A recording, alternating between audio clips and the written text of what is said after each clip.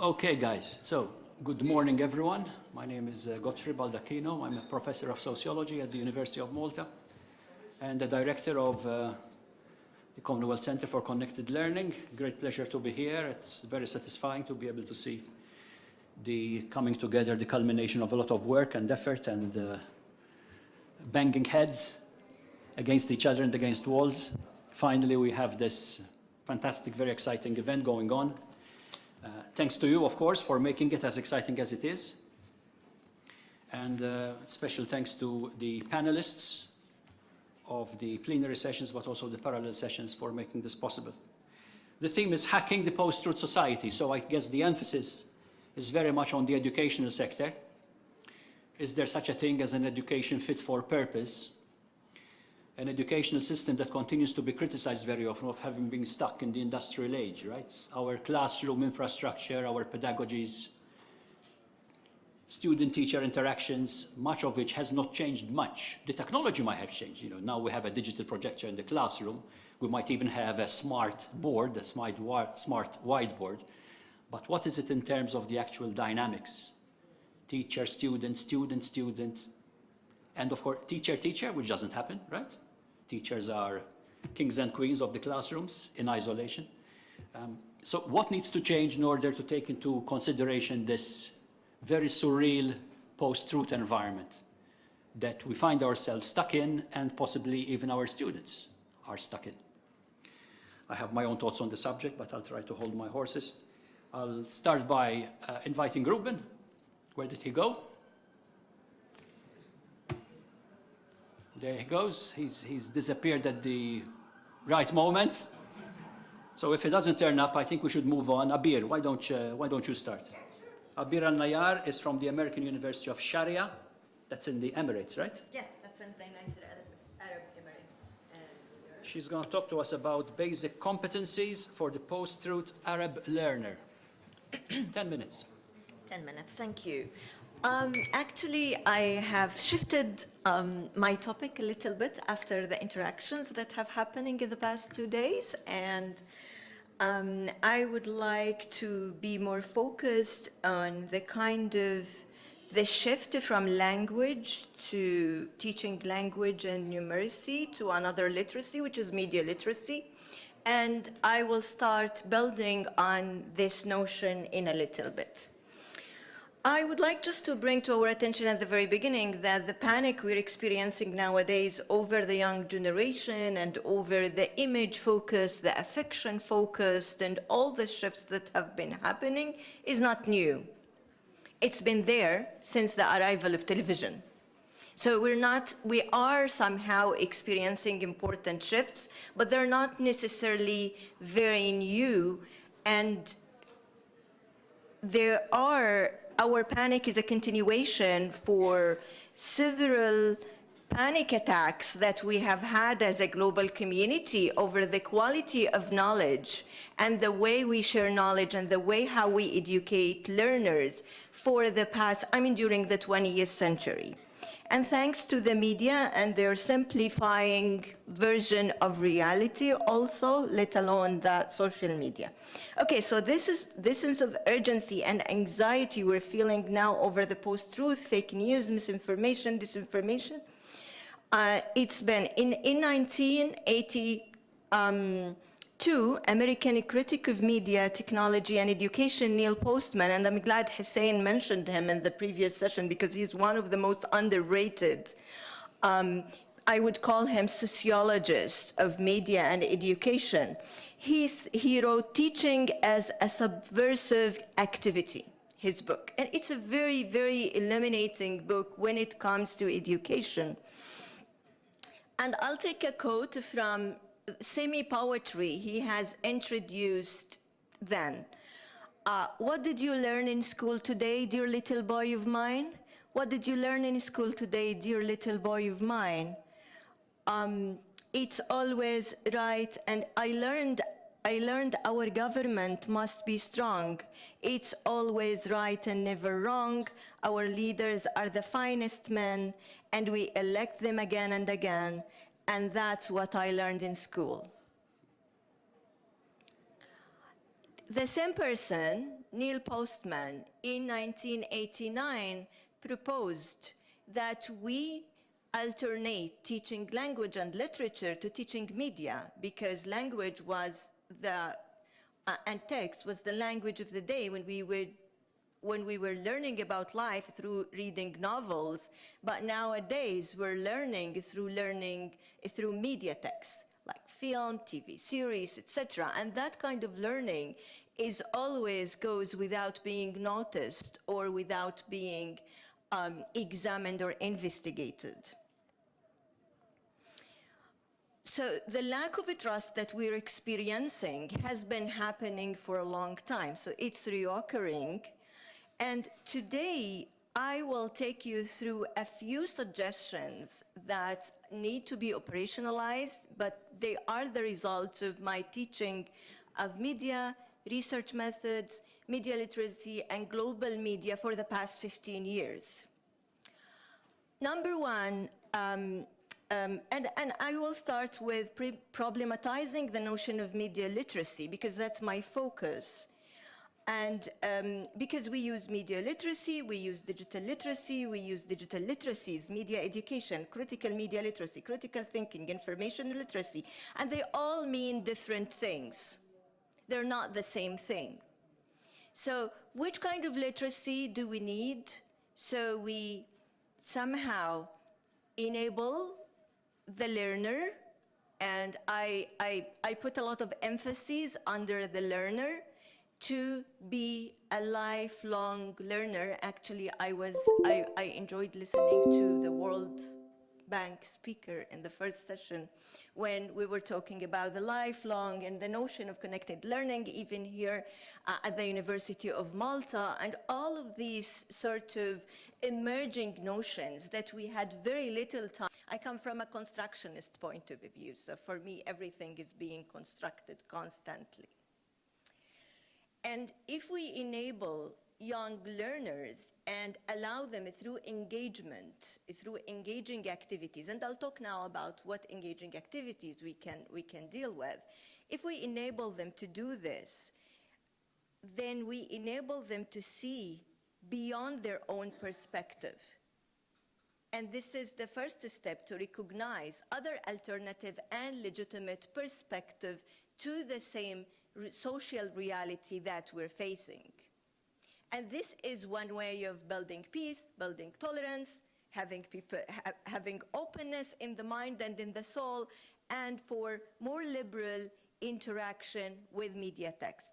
Now, how can we do this? One exercise, and I'm jumping between the theory and practice because I'm reflecting in my own teaching.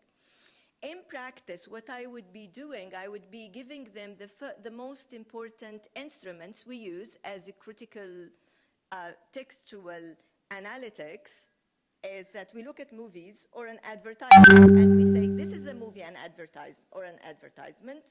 This is how we deconstruct it.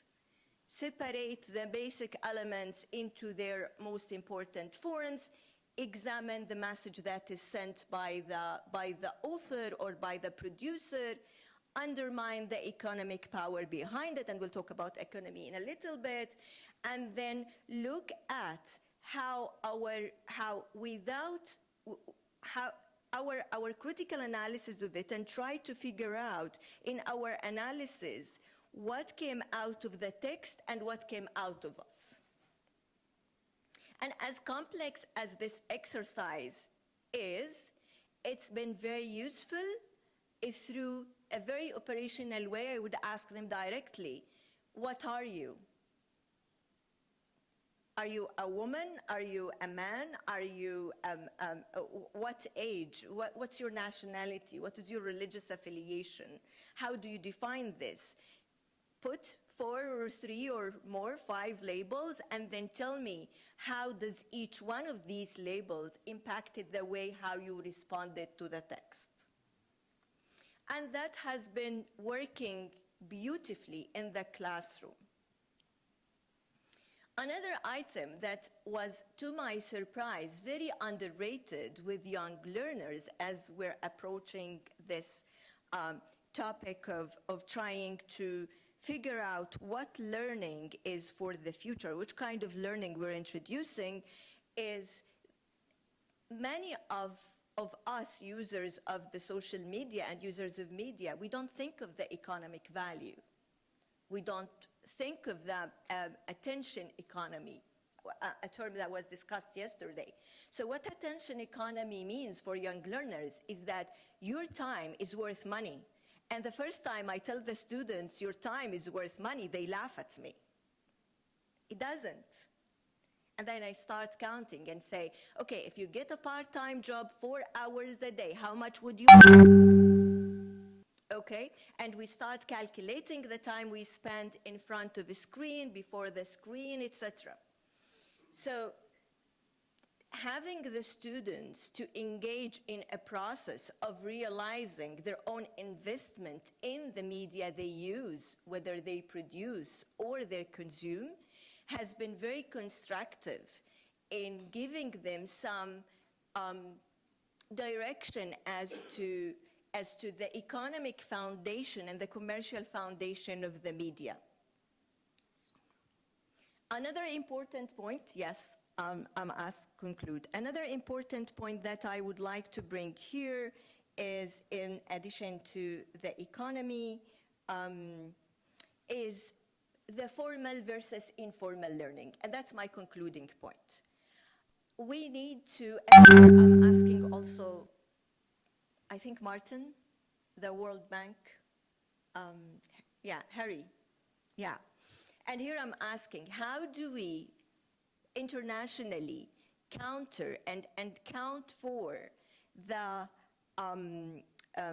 informal learning that happens within the affinity spaces that are created and recreated over and over again? I think there is a lot of hope for the future, and here I'm concluding, and there is so much we can do together, but we have to bring to the table media organizations who are making benefits out of this and try to engage them in some solution that is not profitable, so we can guarantee that it is a solution that is good for the future of the education of our children, learners, etc. Thank you.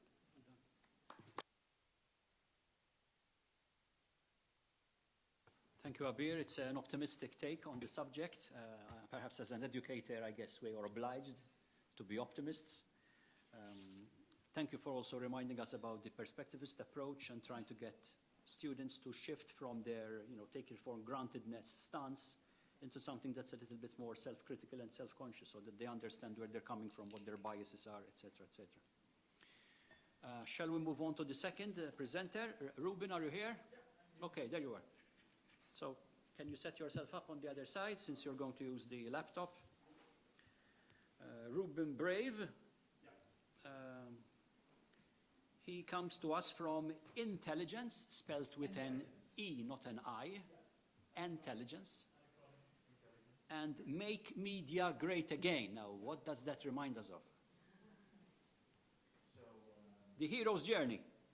Yeah, well, okay. That's the title of your presentation. 10 minutes. And switch on the mic, please.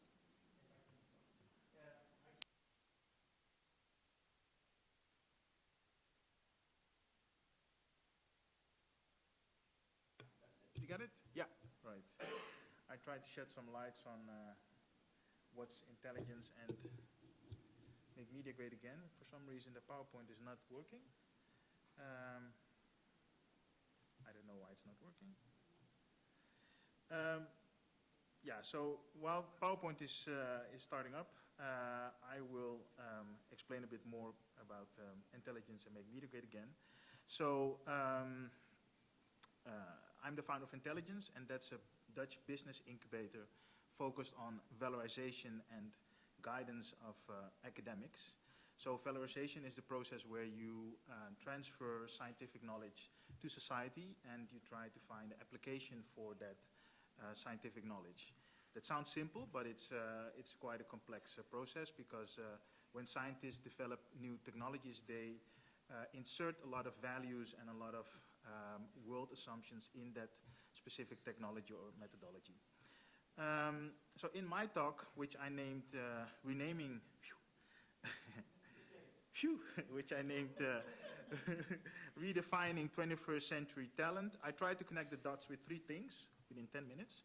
My personal experience, 2, my learnings from my cooperation with the Center of Job Knowledge Research, a Dutch center focused on finding the fine-grained elements of work knowledge, and purpose finding through methodology according to Star Wars. So, here we go. You have 27 slides. Yeah, no, I'm not going to slide them all. Okay. What's this? Why is this? Okay, so we had this, we had that. So when I worked with the Center of Job Knowledge Research, I realized that, one second, this is a bit annoying. I realized that there are, they came to the conclusion that intelligence is the best predictor for work performance. And they started off with this research in a time where it was not done to talk about intelligence because it was very polarizing. But when you look at intelligence, and a specific type of intelligence is crystallized intelligence. So this is the intelligence that is related to skills, knowledge, and experience. It does not equate memory, but relies on long-term memory.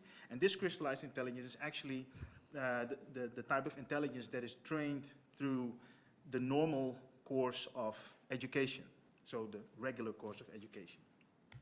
They also found fluid intelligence, and fluid intelligence is the intelligence related to the analyzation of novel problems, identify patterns and relations, and the extrapolation of these using logic. So it means that you're able to grasp new concepts, new ideas fast, and to apply them into a new situation. This is much related to creativity. And of course, this is also something that's much related to the UNESCO defined 21st century skills. Well, I'm not going to go through all of them, but it's very ambitious. The focus there is, of course, on learning through critical thinking, problem solving, creativity and innovation, communication, the 4 C's, collaboration. We had a very good presentation from someone from the World Bank this morning. But there are new challenges today, and this is where the hero's journey comes in. So these new challenges are most related to new levels of stress that people encounter, especially millennials have them, increased complexity of the world through a lot of new information coming to people, and that brings, of course, a lot of uncertainty. So this uncertainty actually makes people, it decreases their cognitive abilities to grasp new concepts and information. And of course, nowadays, people want to participate in purposeful work. So there's 3 things, so the complexity, uncertainty, and purposeful work. So this is this is a personal story, actually. This is me at my best friend's wedding, actually. Because he was going on a path with a lot of uncertainty, complexity, and a lot of purpose. He was getting married for the first time, and his wife is from Russian descent. He's from Dutch descent, and so I was grasping for a speech, thinking about a speech for them, and I thought, okay, what is the connection between these 2 people? Well, they both love stories. They also like movies, and I bumped into a very interesting framework called the hero's journey. The hero's journey is a framework developed by Professor Joseph John Campbell, an American professor of literature who worked in comparative methodology and comparative religion. So that basically means that what he did, he studied the pattern, the structure of all stories of the world, so all myths, all the legends from all cultures of all people of the world. It was very interesting that he found a universal structure in all these stories, this narrative. There was the hero's journey. He called it the hero's journey, or the monomyth. And the main thing of the hero's journey is that it is a transformative journey. And the transformation there is that you are leaving the known world, so that's the first phase of departure. You are going through a sort of initiation that's basically a lot of stress, trials and tribulations. You're confronted with your fears, and you become a hero because you are confronted with these fears, you're confronted with these trials and tribulations, and you overcome them, and you return and you report back to your community about your learnings. So what does this do? This actually this relates to the transversal skills of UNEFOC, or from UNESCO. So these are skills that are typically focused on dealing with change, dealing with uncertain situations, and stimulate critical thinking, interpersonal skills, intrapersonal skills, so knowing yourself, and media and information literature, because you're able to apply this form of critical thinking. So what I said before, my company is called Entelligence. It's a business incubator, and we are now applying this format of the hero's journey to help scientists create their own story, create their own narrative, and it's a narrative that they can use to transform themselves. And of course, a lot of adventures. The call to adventure is when they want to become an entrepreneur, which is a situation with a lot of uncertainties. We also involve their network. So in the hero's journey, you have a lot of archetypical roles, such as the mentor or the trickster or the shadow, that are characters on your journey that help you to complete this transformation. And so this is basically where we are currently at. We found a very interesting paper called Heroic Intelligence. The hero's journey as an evolutionary and existential blueprint. And what these scientists actually have done, they have created a holistic framework to enable people to cope with uncertainty, most related to innovation, with stress, and the mind and body connection that is actually involved in accessing your subconscious. Because, of course, when you're learning stuff, a lot of information is processed from a conscious level, but the deeper insight, the deeper knowledge that you actually gain is through this interaction with your subconscious. And this is something, of course, it's a black box for a lot of scientists, but we do think that stories can help give you meaning to the stuff that you're learning, the trials and tribulations that you encounter, and communicate with people around you to share these new insights. So this was my presentation. Perfect, thank you. I'm not sure how that went down at your friend's wedding. It's very well. Yeah, they bought a very big house. You should have told us that. Very interesting. Reference to archetypes. I put down on my sheet of paper here, Exodus, Metamorphosis, Catharsis. It's the same thing, right? But it sounds a little bit more kind of scholarly when you use Greek. The religion has a lot of big part in it, but it's excellent. Excluding for religion. Yeah. And we all like stories. Yeah. And they kind of stick to our imagination as well. So if you want people to remember something, perhaps transfer whatever you're trying to teach into a learning format. And give meaning to it. And give meaning to it. Fantastic. Thank you, Ruben. Let's move on. Joshua, is he in the room? Okay, so we have 10 more minutes. That's wonderful. Maria Pisani is in the room. So I invite Maria. Maria is my colleague at the University of Malta. I don't know what she's going to talk about. All we have here is that she's a panelist. Because I was kind of told late, and I actually did a few slides this morning, in truth. All right, so you didn't know what you were going to talk about. I didn't know what I was going to talk about. 10 minutes. And I ended up taking a few slides from other slides,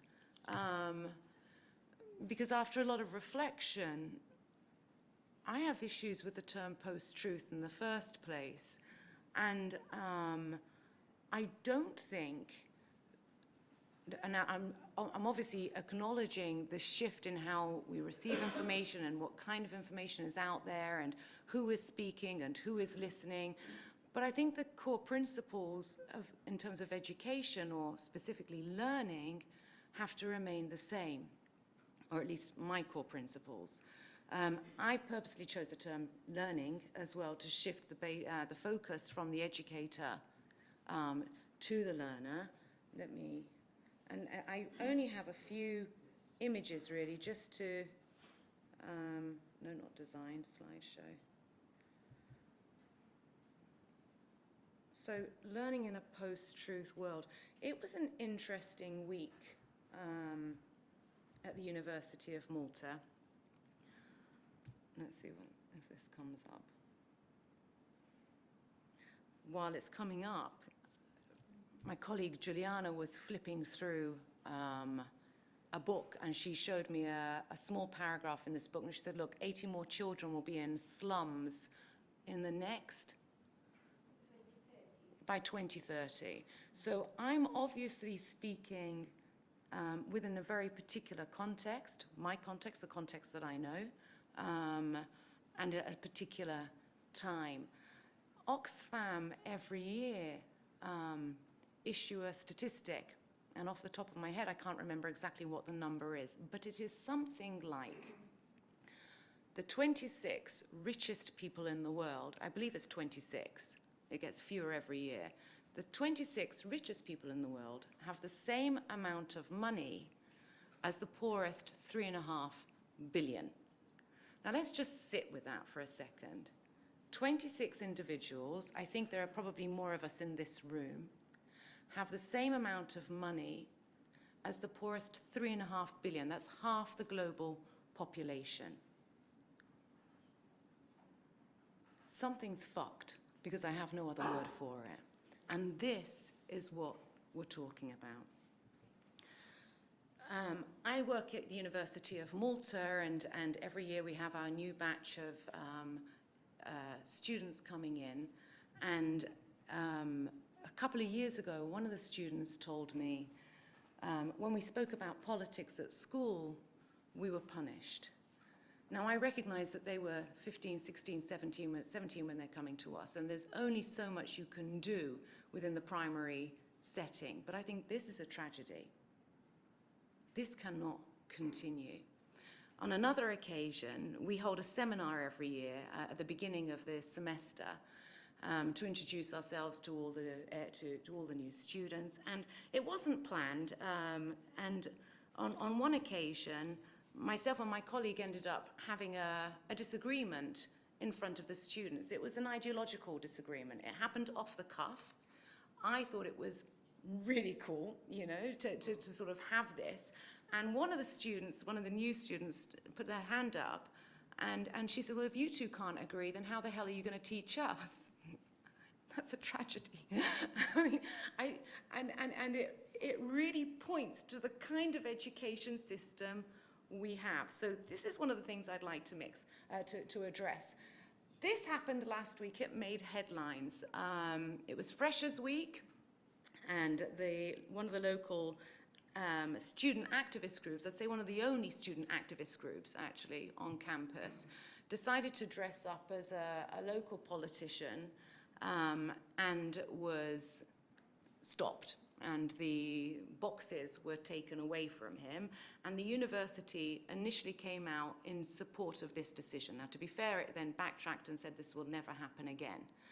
But this was the only political action on campus that day. Otherwise, what we were looking at was a marketplace for Freshers Week. It raises questions.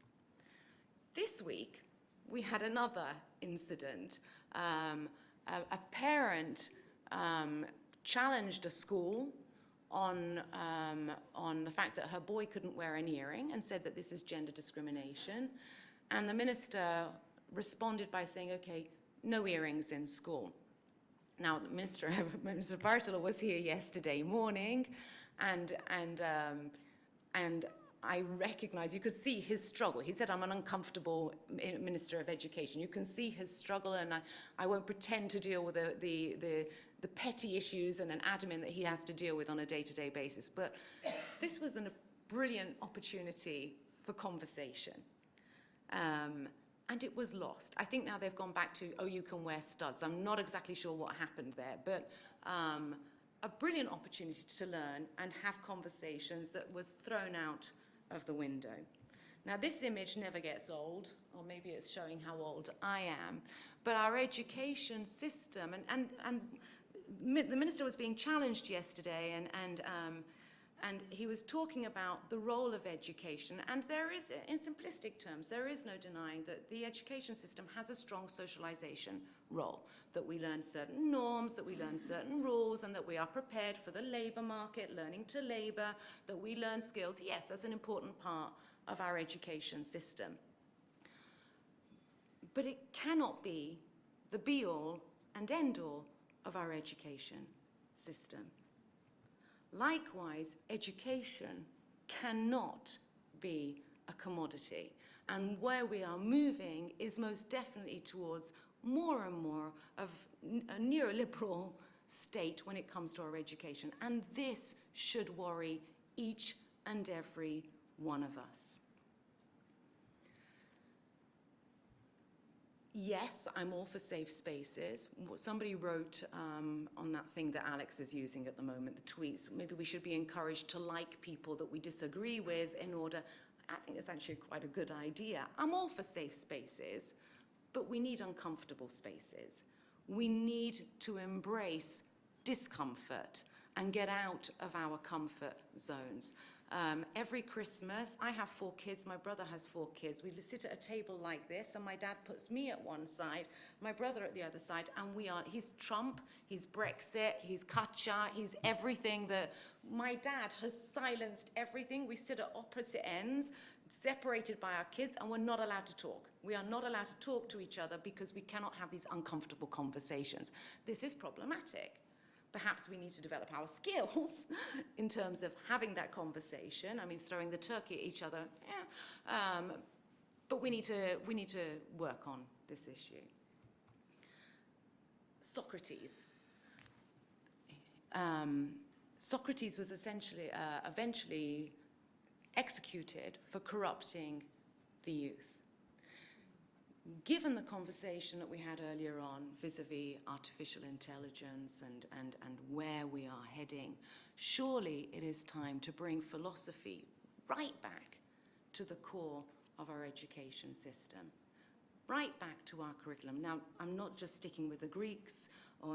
Let's move beyond, way beyond the ancient philosophers and move beyond Europe, but surely it's time to sit down and start with these basics again.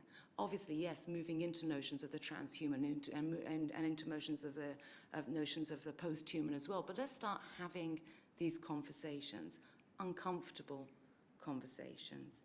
Our classrooms in Malta, like many places in the world, are becoming increasingly multilingual, plurilingual, cultural, plurality, different national groups. It's racial, it's beyond the gender binary.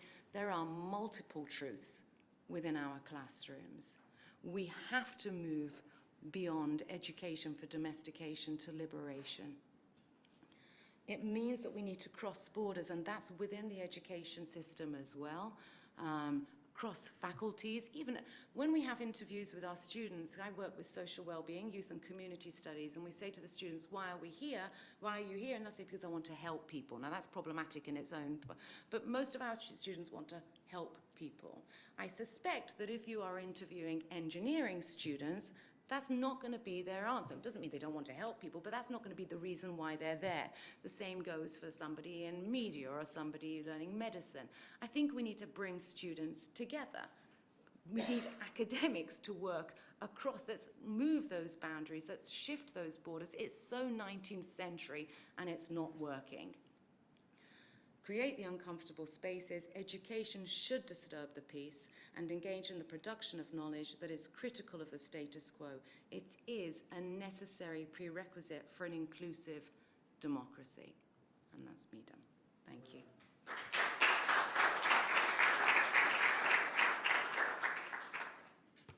Thank you so much, Maria.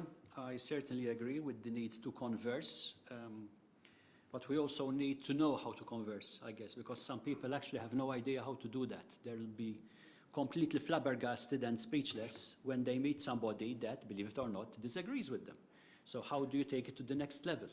I think that's a very important skill. And we may be in a society which, of course, does not create spaces of disagreement, as you very rightly pointed out. So we're all cocooned, nicely cocooned in our own world of people that we like and people that we are friends with. I deliberately am friends with people that I don't like. And I'm always surprised at being surprised to read what they post and what they say on Facebook. But I think it's a healthy leveling exercise, just to remind me that not everybody thinks like me.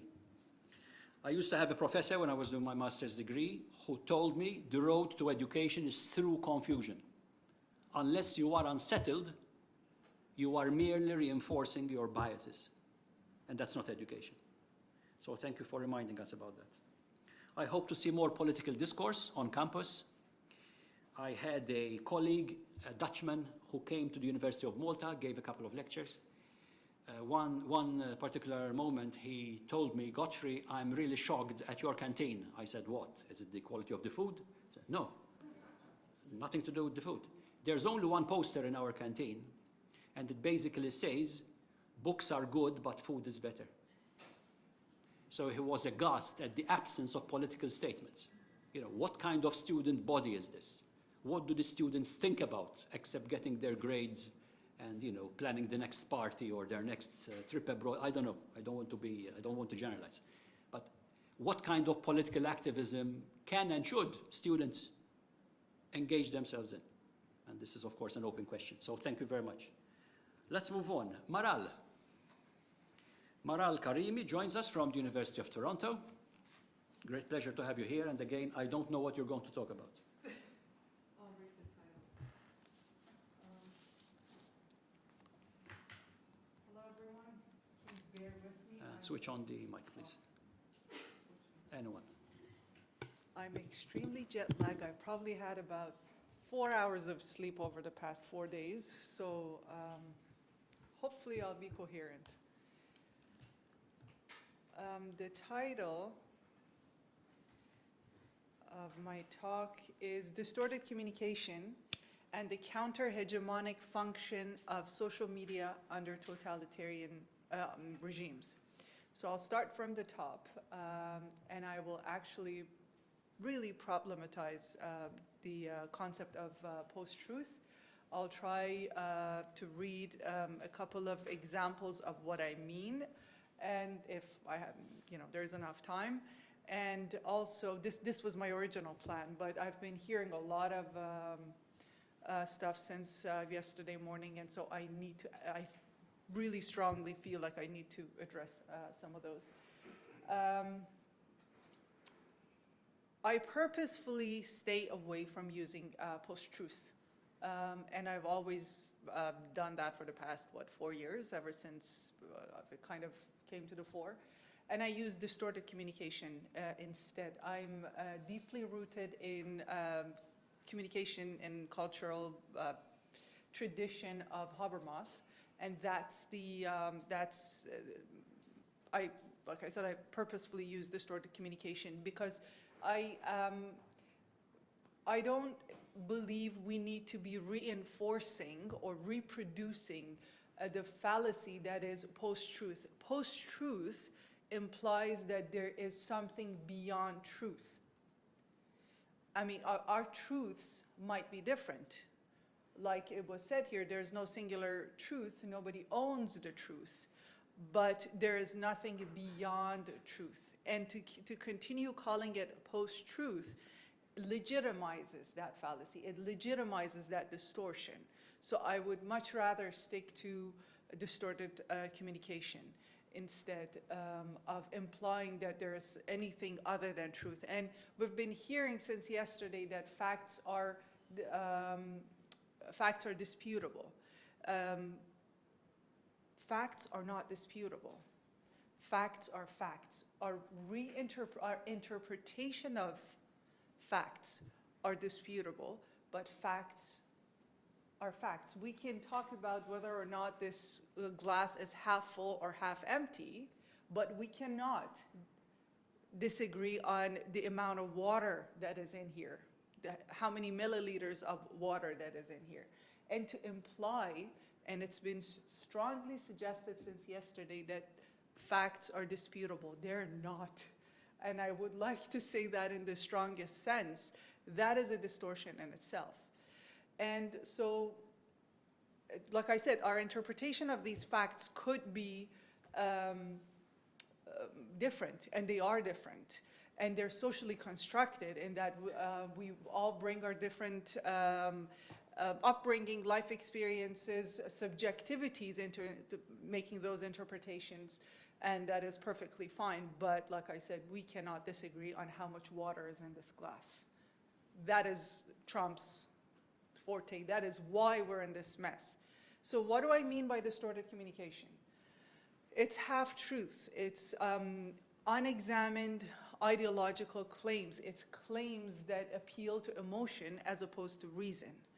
It's logical inconsistencies. It's fallacies and inaccurate, incomprehensible, and loaded language. That is distorted communication.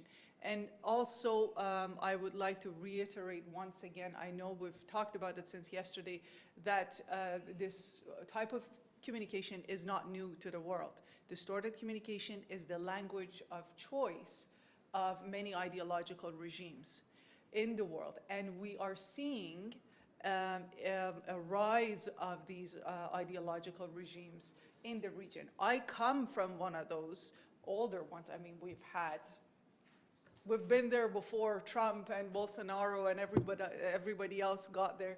I was born in Iran, and Iran is a theocracy. It's an ideological state by definition. And the language of choice under many theocratic authoritarian regimes is systematically distorted communication.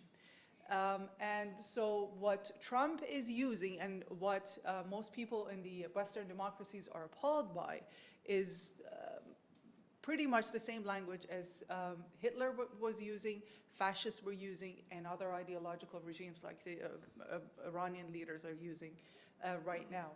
And there are times in history, we have to contextualize it, there are times in history where these distorted communications are successful. Movements or revolutions or campaigns are won based on distorted communications, such as it was the case. And I mean, my specialty is communication under totalitarian regimes. So such was the case in '79 revolution in Iran.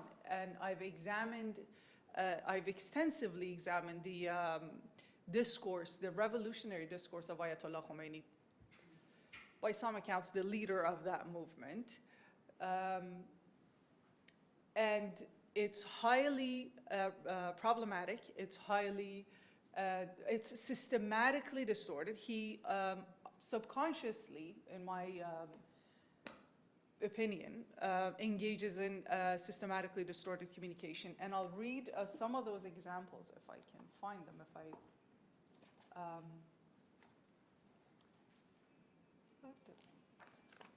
How am I doing for time? Okay. So, in terms of, what is this?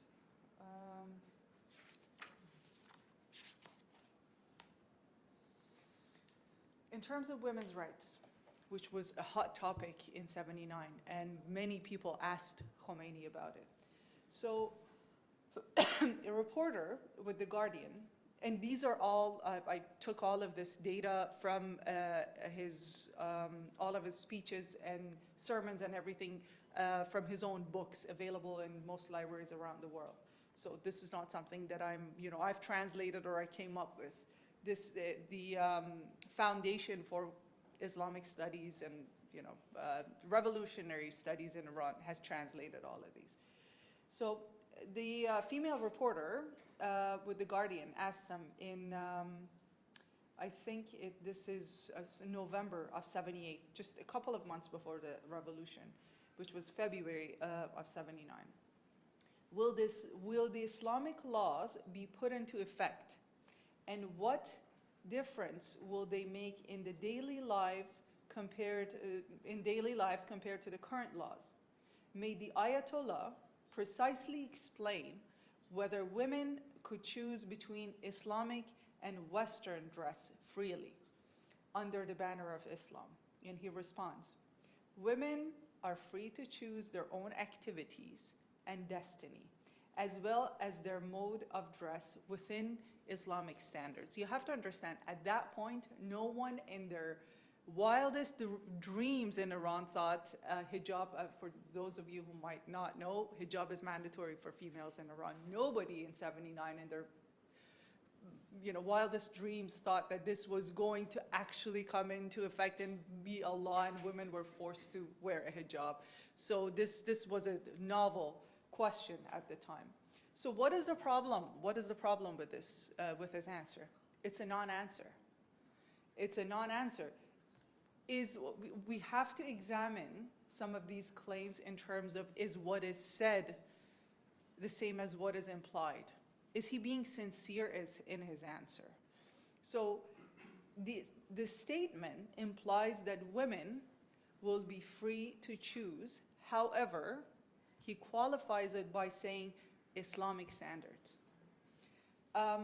Whose interpretation of these Islamic standards? Because as you know, in some Islamic countries, well, most of them actually, women don't have to wear hijab. Some Islamic scholars don't believe in that, and some do, and some believe in force, some don't. Whose interpretation of Islamic standards are we talking about?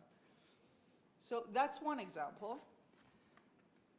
And this is, I think I'm not going to have enough time, so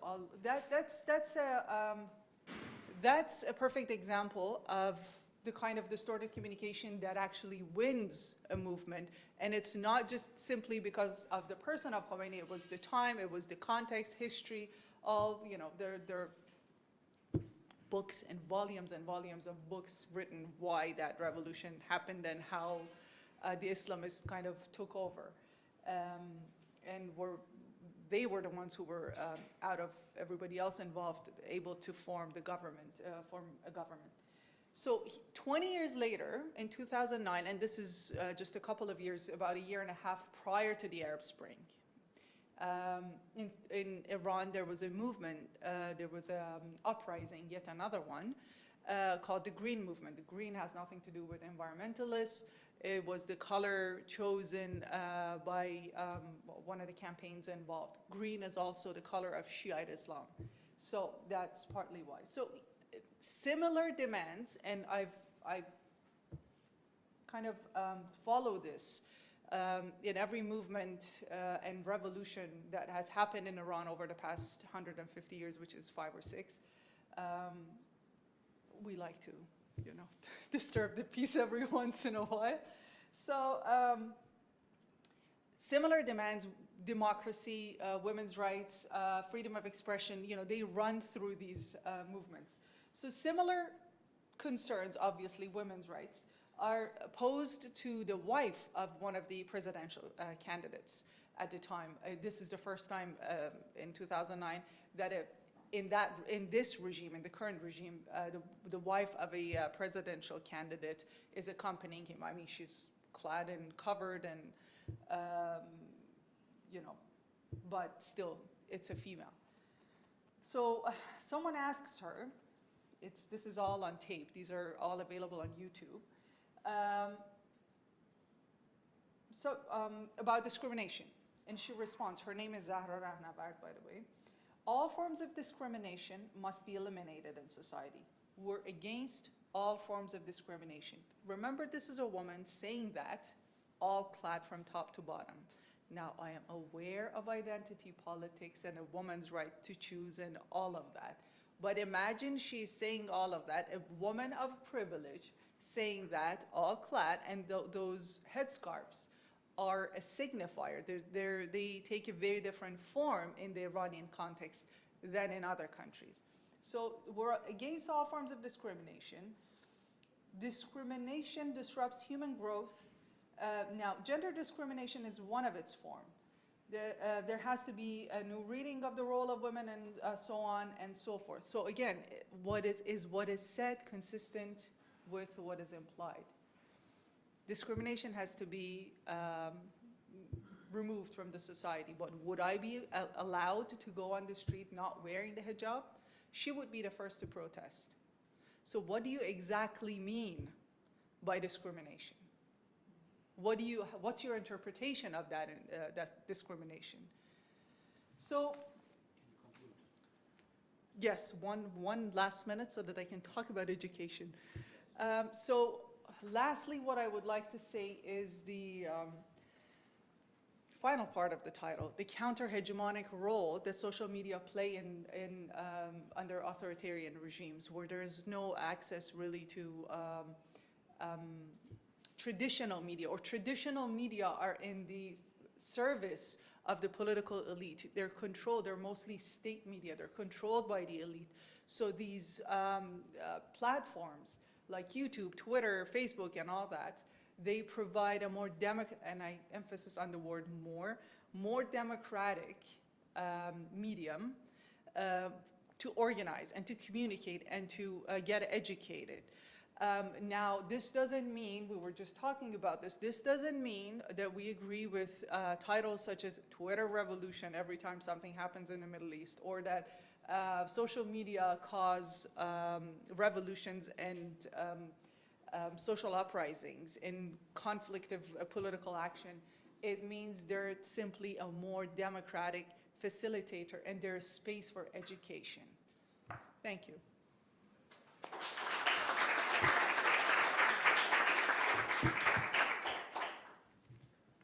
You can stay there. Oh. Very interesting presentation. In your case, you said you're inspired by Habermas, so no wonder you chose the term systematically distorted communication. I think it very much falls within that kind of mold.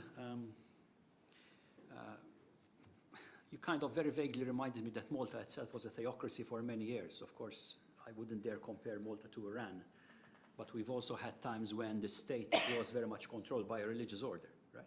For hundreds of years, actually. And that may have inspired even our way of doing things in certain social contexts, including classrooms. The sermon from the pulpit every Sunday, for example, it's part of the regime, part of the diet of the Maltese regularly. And we are still the most Catholic, the most Christian country within Europe, judging in terms of measures of religiosity and so on. Divorce was only recognized and legalized in Malta 10 years ago, for example, and abortion is illegal. Illegal? Yes, of course, completely legal. So yeah, I mean, this is part of the debate that is also happening here at various levels.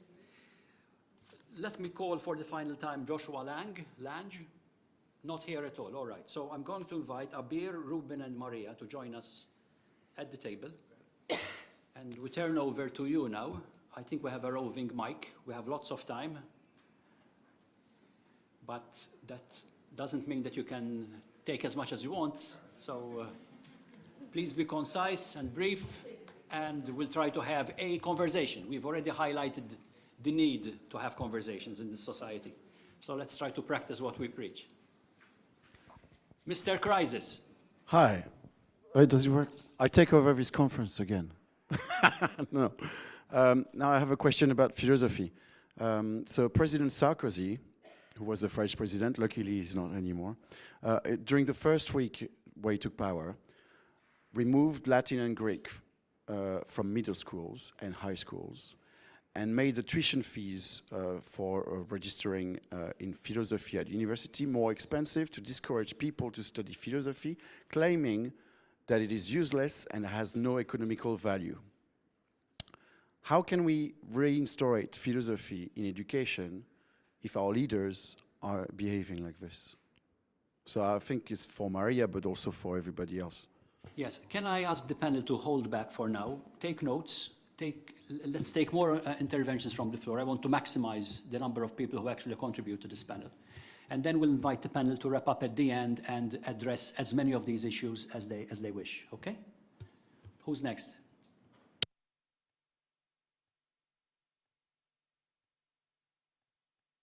And then the lady over there.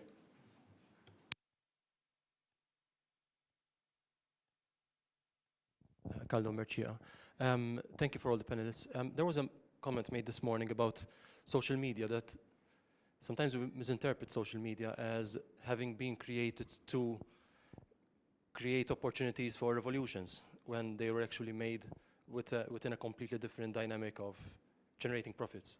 So if you transpose that argument to education and think of why the educational systems that we have today were created in the first place, you know, and then trying ourselves now to rethink the role of education within the current context of, you know, going beyond generating, you know, employable persons. Is there a way of rethinking education by maybe going to pre-modern, and I'm not thinking about nostalgia here, but recuperating traditional, localized forms of pedagogy? Is there scope for rediscovering the role of tradition? And I know how problematic that is, but is there a way of going around kind of just grafting new ideas on something that is already kind of skewed or biased, by actually bypassing that and rediscovering something that was lost when the industrialized form of education kind of was created? Thank you so much. Lady over there, please.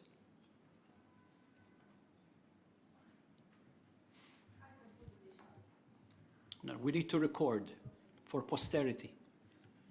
Juliana Fenech, Department of English from the University of Malta. I attended a conference on transmedia and education in Barcelona last year. It was the concluding conference of a Horizon 2020 research fund, so global, big research fund. And what the professors working on it found was that whilst we are incorporating the 4 Cs, quoting from the UNESCO report, the major obstacle to change in the education system is assessment. Because students will respond to the new strategies that we take to the classroom, but unless we change the way in which we are assessing them, they have an understandable anxiety about engagement. So they are ready to do fieldwork, they are ready to discuss, they are ready to disagree with us, but what guarantee are we giving them institutionally that this will not jeopardize their progress? As far as I know, there's been a lot of talk about pedagogy and strategies internationally in research communities, but we haven't come very far when it comes to changing our assessment systems, all the way from university down to kindergarten, primary, and secondary school. Even though we have the research to show that our current assessment policies, strategies are damaging children as young as 6, 7, 8, 9. So I wonder if anybody here has researched or studied, has insight, experience, because I think this is something we are not giving enough attention to. The moment we have new assessment strategies that work, that we can agree on, then it's easier to change, I think, the way we teach and learn. Thank you for that question. Sometimes I wonder, what is assessment for? Is it for the benefit of students or for the benefit of the teachers correcting? Because sometimes the genre and the medium and the style seems to accommodate the ease of correction rather than the learning outcomes coming out of the assessment mode. So thank you for that. Next comment or question?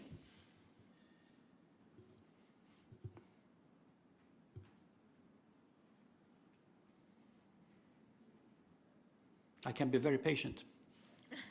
This is your time. Please.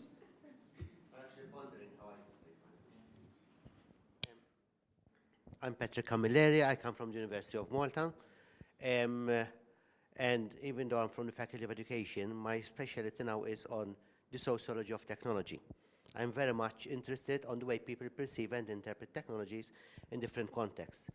As I was talking to Harry, I think, right? I am very much concerned on the path that education should take, and I tell you why. Because technology tends to be very much inherent to societal development.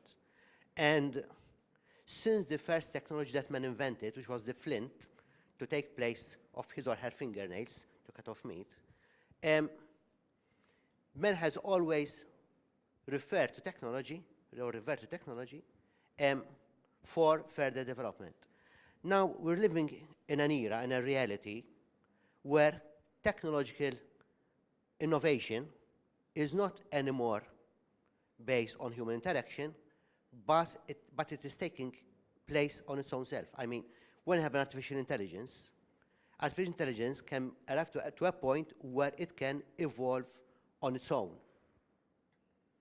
We have been talking, or I have been hearing people saying, on how education should develop. At this point in time, we're living in an era where content is readily available online. Truthful or not, even if there are facts, they are available online. So when it comes to education, should we consider mentoring, or should we consider a facilitation process? The same kind of attitude and aptitude that our digital natives are using to learn. I mean, we know, I am aware, that even though I try to teach children, many children are learning things on their own, in their own secret, private spheres. Now, I believe, or I think, that that should be used as an advantage so that we can prepare our children to embrace or continue to exist in the age of artificial intelligence. I mean, I am very much preoccupied, forget Terminator and things like that.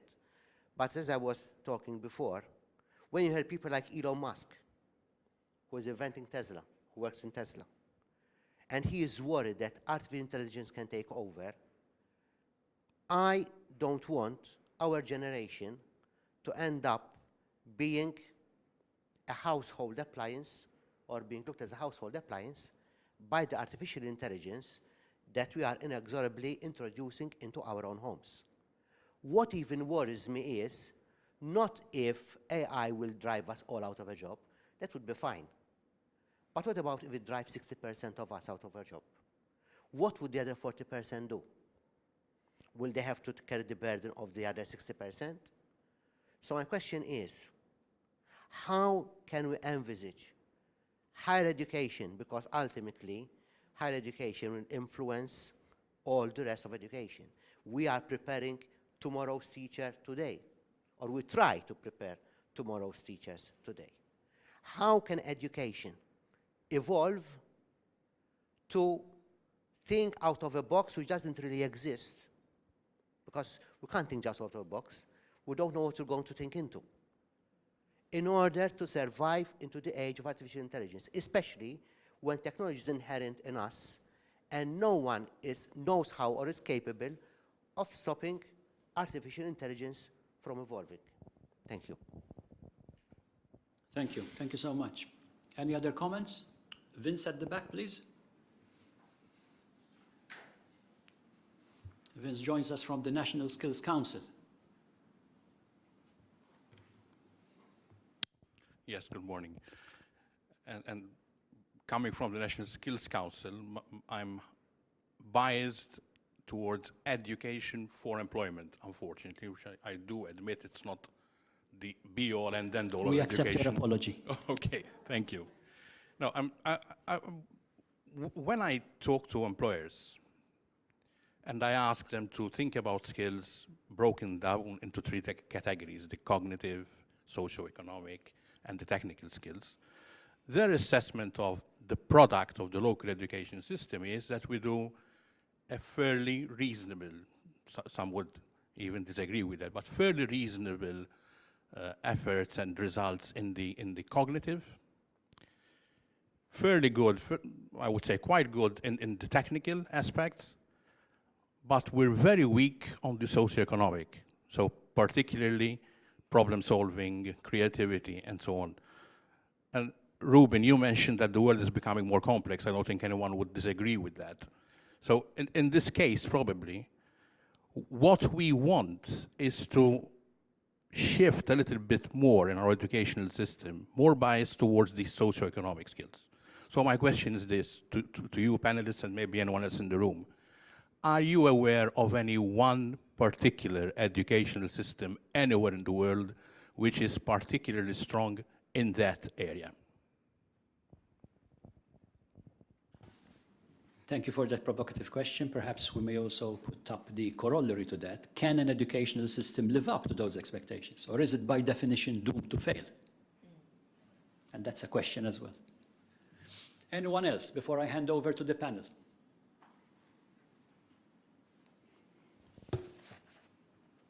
Harry.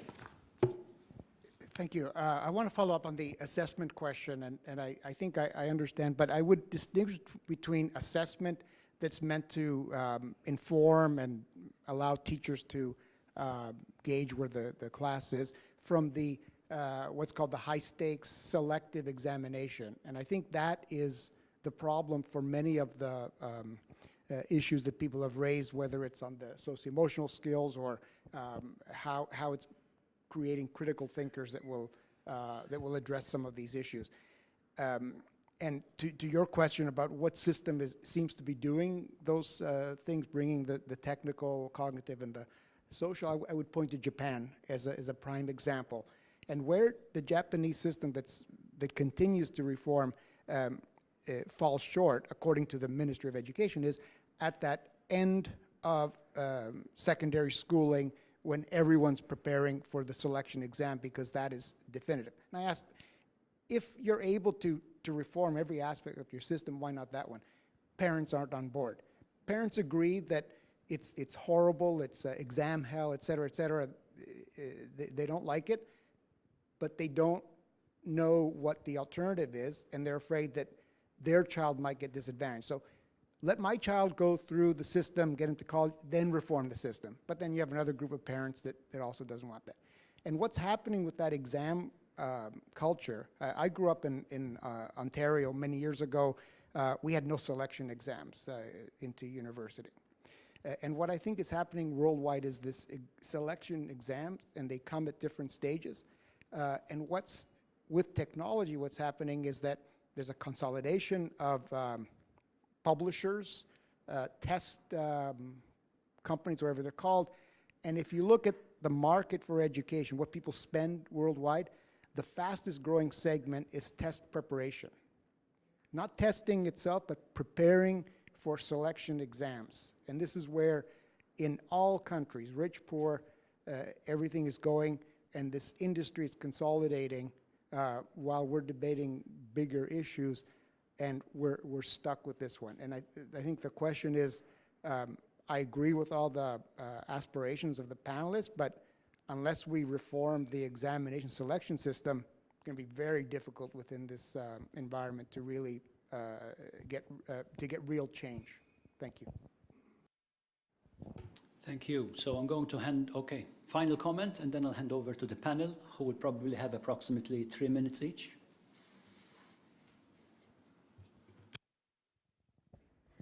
Hello, I am a student at Giovanni Karimi Higher Secondary, and I have a question. We have a problem within youths. Most of us are very apatheist towards political discussion. Most of us don't understand politics. Most of us never think about it or question anything that's happening in our country.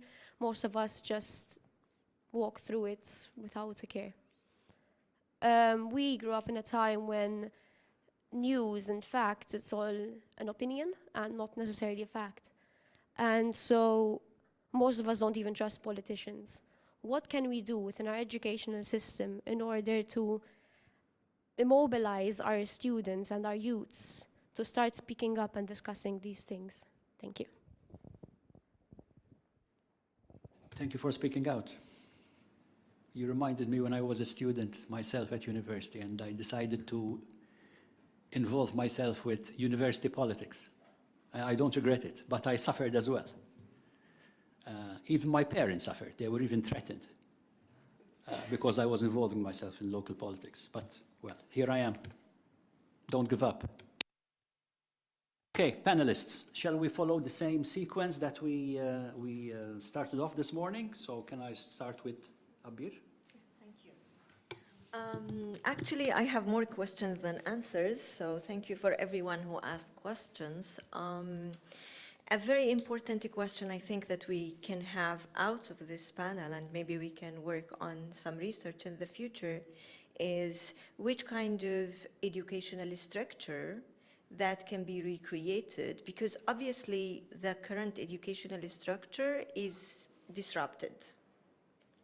Is not qualified to deal with the challenges of the day. So which kind of educational structure can emerge in such a fast changing environment of technology, media, and communication? And I think this is a question I don't have answer to it, but I will move from this question to talk about how do we shift, and I want to focus on learning. I mean, and here I'm responding to the going back to tradition question, and my two-penny contribution would be is that we can go back to inquiry-based, learner-focused kind of approach to education. On the university level, the way how we do it, I'm not into educational policies, but on the university level, what we do is that we have action-based participatory research projects in which we can engage the students. And somehow this gives room and space for them to select, to engage, and to decide how to move forward. And then here we're making maybe their work more compatible, and the set of skills they have more compatible to the labor market, which brings me to your point about labor market and labor. And I'm completely against educating the students to participate in the market, but we need to make them employable. And what I always hear from industry leaders in mass communication, in communication advertising in the United Arab Emirates and other countries, is that what they look for is character. So there is that kind of, there is the skills, there is what you can do, but there are very fundamental sort of aspects of the character, the readiness to learn. And I think this is a major part that needs to be cultivated in young learners, because there is nothing we can learn that make them ready for the labor work. But what we can teach them to learn is humbleness, and knowing that for you to be able to deliver at some point, all what you need to do is to keep learning and to respect the fact that you don't know everything. And this puts a lot of the pressure, but this is an environment. I keep learning myself. I mean, my students are way ahead of the game when it comes to me. One last comment about the mobilization of youth. Not everybody needs to be politically engaged. Now, apathy in relation to things that impact our lives, yes, I would encourage some engagement there. But we don't all have to be politicians of some sort. We can live our lives and we can enjoy the youthful years of our time. I wish I had the luxury to do it. I was politicized since I was 2 years old. I'm Palestinian, so I didn't have any choice about that. But if you have the space to be creative, and you can deal with politics in your creative world. So I don't know if this responds to your question. One last thing that I would like to mention is that how important it is within our classrooms, and this is very practical. I'm not into education, but I'm an educator myself, is to teach young people about the black mirror. Who's behind the screen? And I'm always focused on who is behind the screen. Teach them about surveillance. We teach them about, all sources of dangers and risks that they can come, and all sources of opportunities also. So, yeah, thank you. Thank you, Abeer. The reference to humility is also appreciated. Ruben, floor is yours. All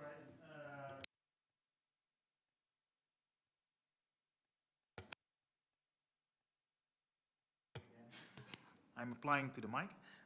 No, I'm applying scientific knowledge to a market, so I'm always on the looking for a concrete application for scientific insights. So the first question was, how can we implement philosophy if we cannot trust our leaders? I think that was the first question. Well, my response would be that why are you looking for your leaders while you can be self-sufficient actually in implementing philosophy yourself?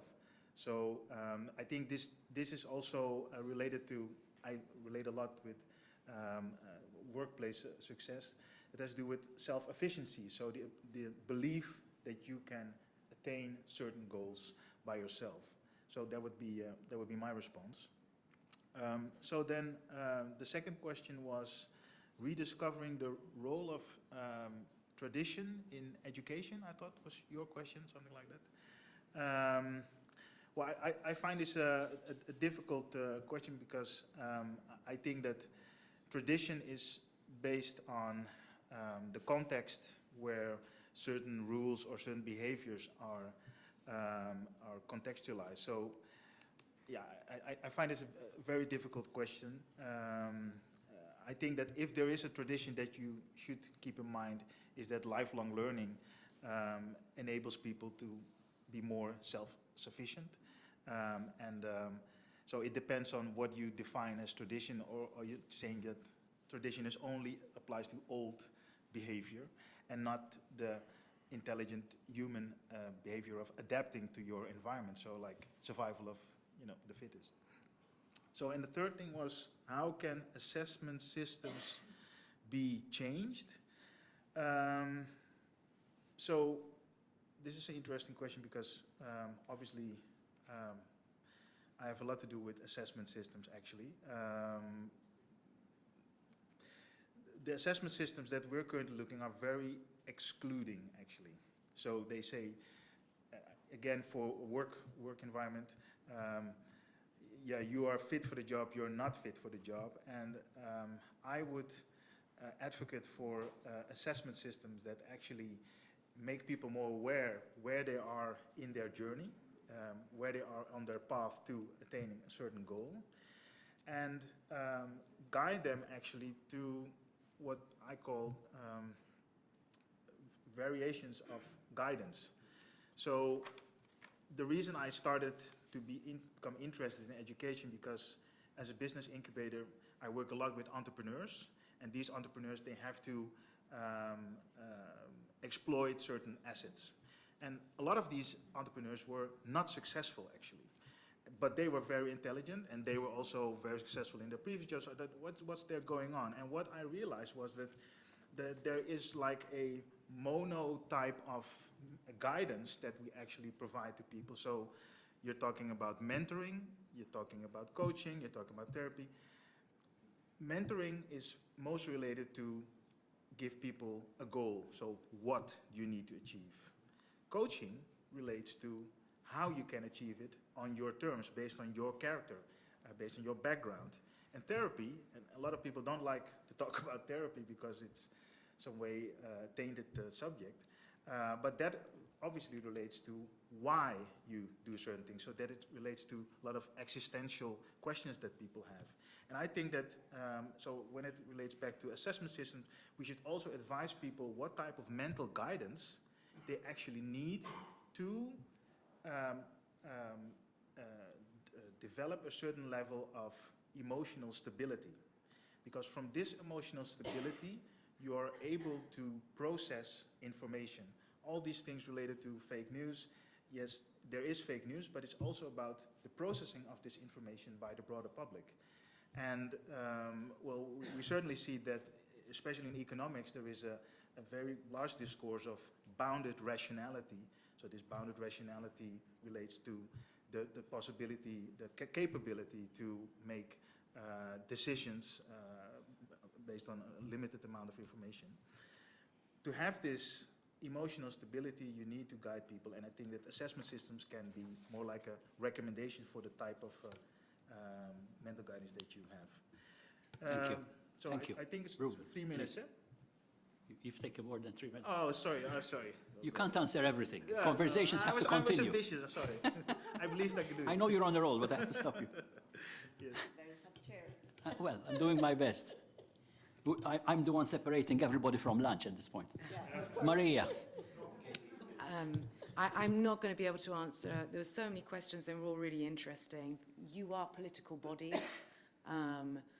The personal is political. Find spaces to engage. What you know and what you know what you know. Use what you know and find spaces to engage within the school. I'm sort of going to bring things together. Our education system is a reflection and informed by our economic model. I feel like I'm sort of repeating the same thing over again. So when we're talking about assessment, you cannot talk about assessment without talking about the economic model. If we're talking about curriculum, you can't talk about it without speaking about the economic model. If we need to change it, then we do need to think outside of the box. And that obviously takes to your question on philosophy as well. Of course it's not in, because it's not in line with the economic model. We shouldn't just be asking what we should be learning, but also perhaps what we should be unlearning at the same time. In response to alternative spaces for learning, I'm a youth and community worker propria, so my work is within the formal education system, but in relation to education outside of the formal education system. Of course, we can look at old models, models that didn't work at different times, and think about how these can be reformed and what new ideas we can come up with. Education systems should evolve at the end of the day. They will never, first of all, they can never reach and capture everybody. They're constantly, they're alive, and they should be alive. And finally, I have a paper in my head that I still need to write, and it's called A Tale of Two Sophias. There were two Sophias in Malta in the last couple of years. One was a baby that was born on a vessel in the Mediterranean, and Operation Sophia was named after her. I don't know where baby Sophia turned up, but the chances are she will not be able to access basic human rights in the way we are able to access basic human rights. The other Sophia was a robot, and the Prime Minister spoke about the conversation we need to have about human rights for robots. So your dystopic future, I suggest, is already here. I watched I'm not finished with this, I promise. I watched a really interesting film on a long haul a couple of weeks ago. I can't remember exactly what it was called, but it was cyberpunk, and it was Alita, and she was a cyborg. And it was really, really interesting because it was this transhuman body, and you empathized with Alita by the end of it. And these are the conversations that we need to be having as well. Even, I think we need to decenter the human. And I mean, as things stand, we might not need to talk about an education system because we won't have a world to talk about anyway, which goes back to your area. So I think there's a lot of complexity, and we need to start asking uncomfortable conversations and forcing uncomfortable conversations. Thank you. Shall we go to Maral? Privilege of the last word. So I'd like to go back to your question because that has also been my question for the past, I would say, 7 years since I have two little children, and I often think about how do I bring them up so that they're as politically active as I was, although in two very different contexts. So unfortunately, I have to disagree with you. Yes, personal is political. There is no neutrality. Action and inaction are not value-free. Even when you're not being politically active, you are active. Except that you're not voicing your concerns. We're all influenced by our different subjectivities, by all these different forces in the society. And simply because we don't acknowledge it, or we don't walk to the ballot box and cast a vote, or we don't voice our concerns, it doesn't mean we're depoliticized beings. It doesn't mean that we're not participating in some sort of action. It just means that we're depoliticized in favor of forces that might not be acting in our best interest. And also, again, I want to put this in the comparative context of democratic societies, Western democracies, and totalitarian regimes. The limited amount of freedom that you have to go to participate in elections and all is dream for many, many, many people. So use it wisely and enjoy it and try to expand it. And so what was I want to go back to my original point. At some point, my daughter is about 7 years old, and she asked me about 3 years ago, she said, why can't we go back to Iran? So-and-so, X, Y, and Z, they're all going, how come we can't go? And I wanted to explain to her that we can go, but I might not be able to come back. And I could not, then she's like, well, why can't we come back? And how do I explain this to her? How do I explain it to her that there is a supreme leader, there are laws, there is constitution, there is no freedom of speech? And then I remembered something, and it made me very depressed. And I've been engaged in this thought in my head for years now, ever since then, that at that age, I was extremely politicized. Not just me, like most of my friends my age were. There was a boom in '79, after a couple months after the revolution, and we all knew what was going on. We knew, not just in Iran, in most of the world.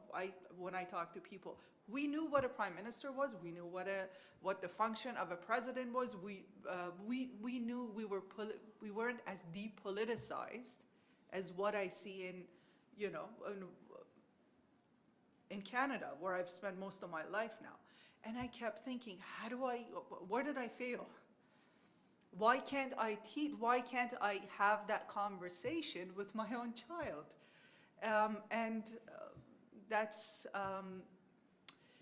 quite depressing. And that's the depoliticization that the Western democracies have been going through. I would say in the Middle East, we're, like Abeer was just saying, we're still highly politicized. We have to, that's our lives. And let me tell you something, you guys have to as well. You're just not realizing it. And so, yeah, am I good for time? Yes, you're good. Very strong words. I'm coming at the right time. Lots of points to ponder over. I'd like to thank you very much for a very inspiring panel. I'd like to thank the participants for some equally inspiring questions. Please join me in thanking Ruben Brave, Abeer AlNajjar, Maria Pisani, and Maral Karimi. Thank you.